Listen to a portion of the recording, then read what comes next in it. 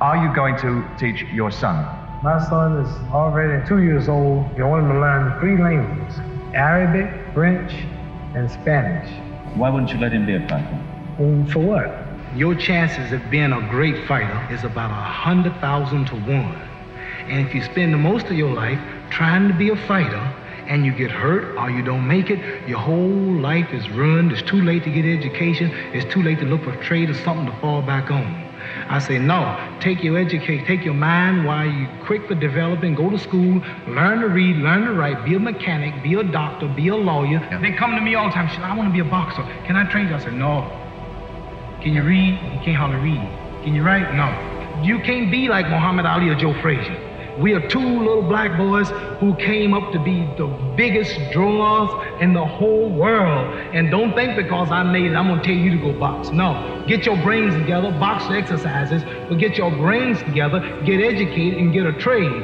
If I could have went to school and got an education and could speak, say, 3 or 4 languages fluently and got a good trade in life, I'd forgot all about fighting. Would you? Yeah, I wouldn't learn. I didn't know the value of it. I was a little black boy in Kentucky, didn't know nothing about it. I'd be on your show, didn't know nothing about it. I'd be a world champion, playing hooky, playing with the girls, just going to recess and eating lunch and joking, not knowing the value of education like many children know today, never thinking that one day I'd have to feed myself, didn't have no idea of profit and getting out and making money like a lot of children do. And time went by and I graduated and I won the Olympics and they put me out just because I could fight. And my mind was mainly on sports. They just let me go. And all of a sudden I found myself having trouble reading things, looking at contracts, got to hire lawyers to watch lawyers. I know the value of education now. So I'm going to brainwash my children now. My daughter's 6 years old. She speaks Arabic, English, and Spanish. Were you, in fact, semi-literate in the sense that you're difficult to read? Could you read? No, not that type of literate. I have a wisdom that can make me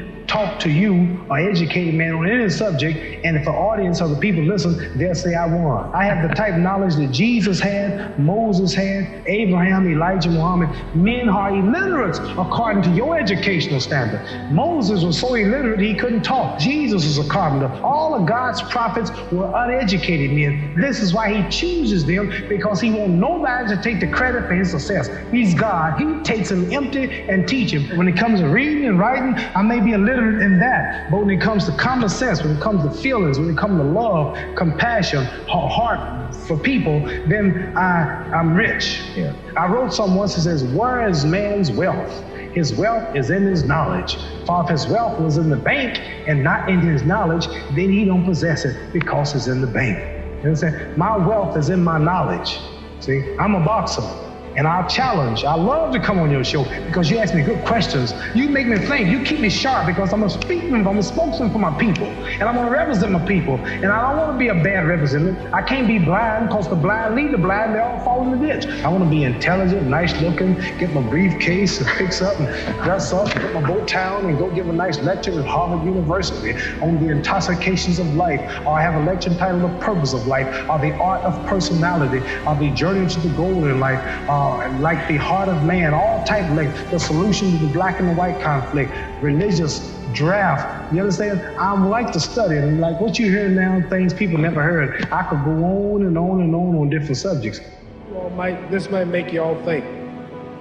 Life is not really long. Let's say the average person 30 years old. If you're 30 years old, you are not but about 7 years old. How can I prove it? Add up all the 7, 8, 9 hours you slept for 30 years. You slept about 8 years. How much traveling have you done in 30 years? From the television station to home, to another country, to another city, to school, to church.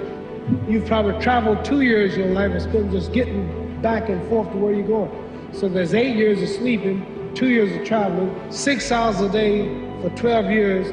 Break it down, you sat in the classroom for 3 years without leaving.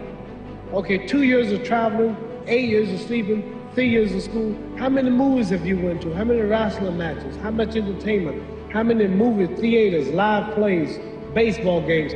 Probably 2 years of entertainment. By the time you have children, by the time you have made a way for your children, by the time you've paid for your home, you're pushing 60 years old. I'm 35 years old.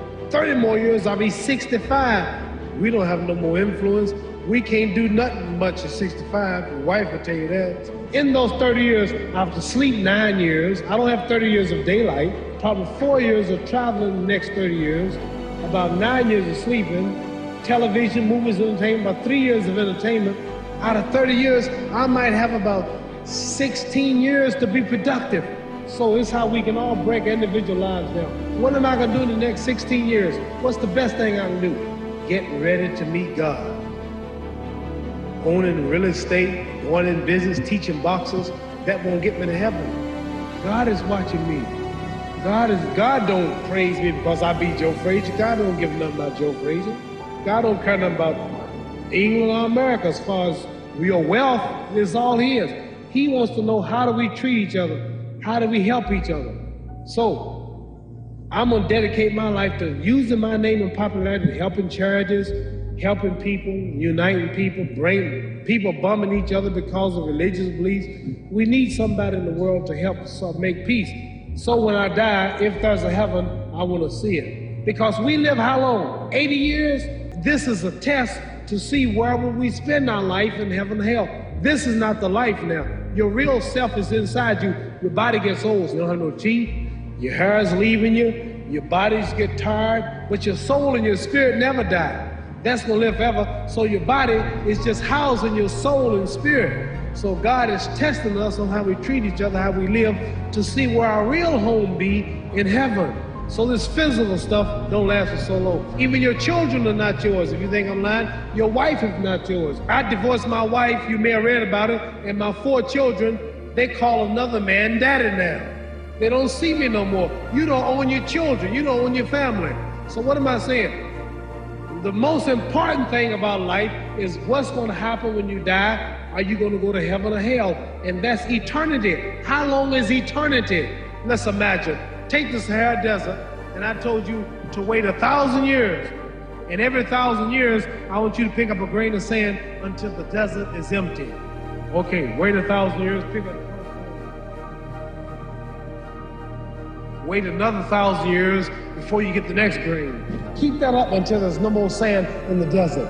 So it just scares me to think that I'm gonna die one day and go to hell. So what am I gonna do when I'm through fighting? I only have 16 years to be productive, get myself ready to meet God and go to the best place. Does that make sense?